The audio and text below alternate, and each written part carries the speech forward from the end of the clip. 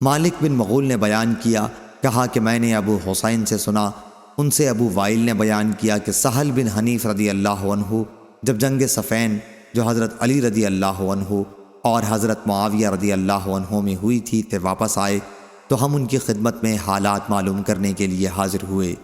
انہوں نے کہا کہ اس جنگ کے بارے میں تم لوگ اپنی رائے اور فکر پر نازاں مت ہو۔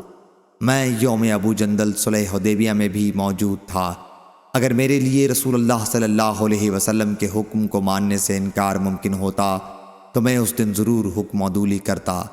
اللہ اور اس کا رسول خوب جانتے ہیں کہ جب ہم نے کسی مشکل کام کے لیے اپنی تلواروں کو اپنے کاندھوں پر رکھا تو صورتحال آسان ہو گئی اور ہم نے مشکل حل کر لی۔ لیکن اس جنگ کا کچھ عجیب حال ہے، اس میں ہم فتنے کے ایک کونے کو بند کرتے ہیں تو دوسرا کونا کھل جاتا ہے۔ ہم نہیں جانتے کہ ہم کو کیا تدبیر کرنی چاہیے۔